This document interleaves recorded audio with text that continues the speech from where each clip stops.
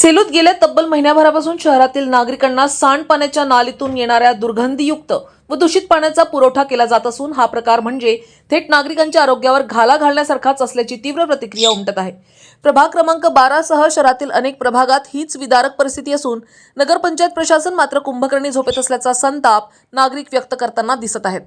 दूषित पाण्यामुळे पोटाचे विकार, उलट्या, जुलाब, ताप आदी आजारांचा धोका वाढला असतानाही प्रशासनानं अद्याप कोणतीही ठोस उपाययोजना केलेली नाही। वारंवार तक्रारी, निवेदने देऊनही नगरपंचायताकडून केवळ आश्वासनांची बोळवण होत असल्याचा आरोप यावेळी नागरिकांनी केला आहे। दूषित पाण्याचा नेमका उगम शोधण्यात नगरपंचायत प्रशासन पूर्णतः अपयशी ठरली आहे। पाणी पुरवठा अभियंता बेलोकर यांनीही याबाबत स्पष्ट कबुली दिल्यानं प्रशासनाच्या कार्यक्षमतेवरच प्रश्नचिन्ह निर्माण झाला आहे।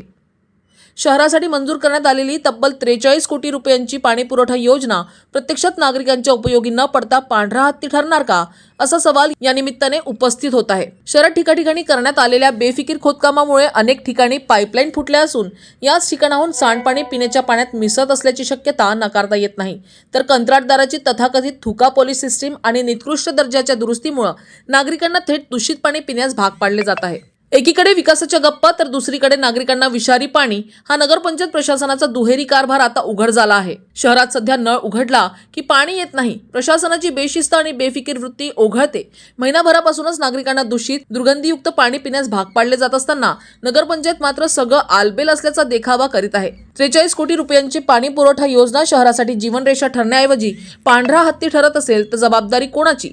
कंत्राटदाराचा नियोजन शून्य कारभार, बेफिकीर खोदकाम आणि निकृष्ट दुरुस्ती यामुळे पिण्याच्या पाण्यात सांडपाणी मिसळत असेल तर हा केवळ निष्काळजीपणा नाही तर तो गुन्हा आहे। दूषित पाण्याचा उगम शोधण्यात अपयश येत असल्याची कबुली देणारे अभियंते आणि डोळ्यावर पट्टी बांधून बसलेले अधिकारी नागरिकांना काय संदेश देतात? आजारी पडा, उपचार करा, पण प्रश्न विचारू नका। हाच का तो संदेश? सेलूकरांना विकास नको, भपकेबाज योजना नकोत, त्यांना फक्त जगण्यासाठी शुद्ध पाणी हवं आहे। प्रशासनानं तातडीनं जबाबदारी निश्चित केली नाही तर दोषींवर कारवाई केली नाही तर ही पाणी टंचाई नव्हे, प्रशासनाची नैतिक टंचाई म्हणूनच ओळखली जाईल। पाणी 15 दिवस झाले या पाण्याचा यूज करतोय, पण सगळ्याच्या तब्येत ऑलरेडी खराब होऊन गेल्या पाण्याने। नंतर आम्ही सगळ्या प्रशासनाला सांगितलं की हे पाणी पाहून घ्या कसं येऊन राहिलेलं आहे, तब्येत आमच्या ऑलरेडी खराब होत आहे, लहान लहान बाळ आहे 2 घरी, पण त्यांनी काही काय ॲक्शन घेतली नाही आहे। आम्ही किती दिवस पाणी म्हणजे बाहेरचं आणू, कॅन आणू प्यायचं, घालरड्या पाण्यानं आंघोळ करायची, किती वेळा गुरड्या करायच्या या पाण्याने, आणि तब्येतीमध्ये काही आमच्या दिवसेंदिवस खराब होत आहे तब्येत, याचे काही कोणाला काळजी दिसतच नाहीये। किती दिवस झाले? 15 दिवस झाले, सारखं चालूच आहे। 15-20 दिवस झाले लागत फेसाळलेलं पाणी येत आहे, वास येते पाण्याला। नगरपंचायतचं काय म्हणणं आहे याच्यावर? खराब आहे, खराब वास येते या पाण्याचा। नगरपंचायतचे लोक काय म्हणतात?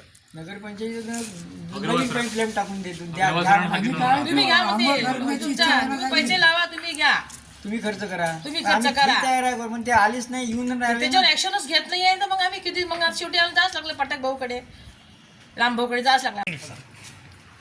प्रभाग क्रमांक 12 मध्ये 15 दिवसापासून हे पाणी असं दूषित येत आहे आणि ह्या पाण्याचं आम्ही नगरपंचायतकडे कंप्लेंट दिल्यानंतरही त्यावर काही उपाययोजना झाल्या नाही आहे आणि आम्ही असंच पाण्याचा वापर कंटिन्यूली करत आहोत। जे आहे तळवेकरजी, त्या दिवशी मी चेक केलं, त्यांना ते पण विचारलं की कुठे लिकेजेस आहे, म्हणजे नळ कनेक्शन कुठून घेतलेलं आहे, तर ते म्हणाले एक्झॅक्टली जुनी पाईपलाईन आहे, मला माहीत नाही, मी माझ्या वडिलांना विचारून सांगतो।